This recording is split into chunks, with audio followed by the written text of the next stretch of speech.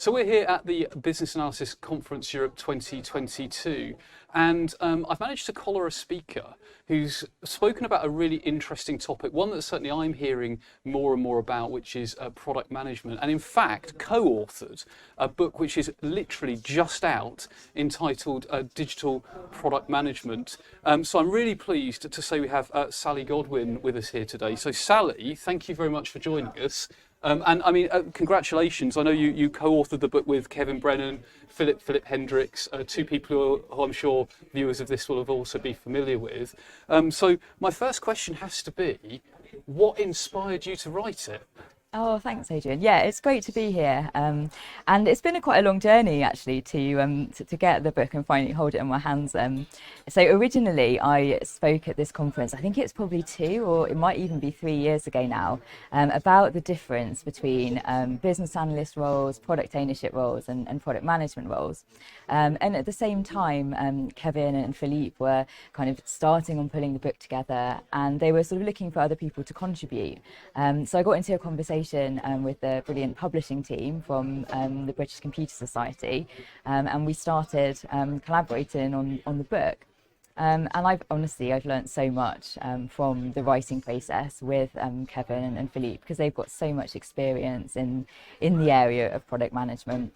And yeah, I can't really believe that we're actually here and I'm holding the book. Well, no, congratulations. And it's a wonderful feeling, isn't it, to finally hold the final product in your hand, the final physical, tangible product. So, I mean, how would you describe product management? What does it sort of mean? Because there's lots spoken about it, but how would you define it? Yeah, I mean, to me, it's a really great job, but it's also a really hard job. And I think it's really about, creating something that users can use in the real world, and that solves a real business problem for people. And you're always trying to balance what's something you can actually sell, something that you can actually develop, that your technical team can really build, and something that's actually relevant to the marketplace, that's people are going to want to buy, and that's relevant to your competitors. So it's a really complex balancing act, and that's what makes it hard, but that's also what makes it fun. And sounds like it's got quite an external focus. You've got to really understand the customers, the market, the context, the business environment. That's right. And obviously it's about technology, but for me it's also really about people, and it's about understanding what motivates people. Why are they going to use your product? What do they want to do next with it? And what's going to really kind of make them put their hand in their pocket and download it or use it? Yeah. So one thing, a question people ask quite a lot, or I've found, is like, what's the difference between product management but also product ownership? Because they're quite different. But what would you say the key differences are? Yeah, this is a great question, and it's one that comes up all the time. And I've done both the product owner role and I've done the product manager role. And for me, I think the key difference is that there are 2 definitions of product if you look it up in the dictionary. And one is the outcome of a process, and the other is something that you sell. And I think if you're a product owner, you work really closely with the development team. You're always making sure that what comes out of the development process is what you expect, that does what it's supposed to do, and that you're building the right thing. But product management is a little bit wider, and you also have to always keep your eye on how is this going to behave in the market.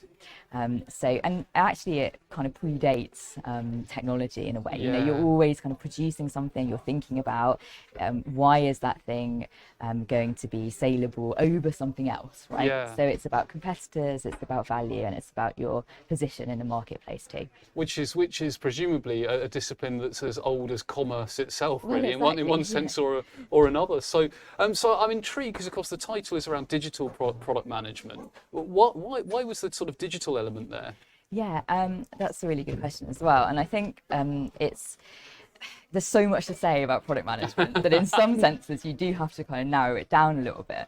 But also I think one of the things that's happened to companies is that they have often started in a kind of operational world, or they've had products that are, physical products, they're not digital. And then they found themselves actually looking after applications, software. If you think about physical banks, your bank is now an app on your phone, right? Yeah. So you've had to transition from this world of, what you sell being quite physical and quite kind of tangible to something that is entirely digital. And so it's, that transition, that kind of needing to work with software developers and then still thinking about all of that market fit too, is one of the things that we wanted to focus on in the book, because not everyone's working in a startup, right? That's really interesting, because as you were talking about the bank example, I was thinking about the last time I opened a bank account. I did it on an app. All of the regulatory anti-money laundering stuff was done without any paperwork, right? And I don't know how it was done, but it was done. And so I presume there's often rethinking the norm, right? Like thinking differently about how to achieve the same goal. That's right, and things don't always neatly translate from the digital world into the physical world, and they shouldn't. And sometimes it's one of the challenges is you want to replicate an experience that already exists, but there's totally new ways of doing that through digital, and so you have to kind of redesign things for that world. Yeah. So Sally, if there was like a key takeaway from your session that you would hope people take away, what would that sort of key takeaway be? So I always end with a great quote, which is that we should really move away from the sort of division between product ownership and product management and just talk about product people. And product management is all about people. It's about users. It's about your team. But I think it doesn't really matter what your job title is. If you are working in product, you're a product person. I love talking about product. I love meeting other product people. That's part of the enjoyment of it. So I think it's that takeaway. That sort of inclusive nature of the role. Yeah, I mean, strong teams are diverse teams, and we build products for people. Yeah.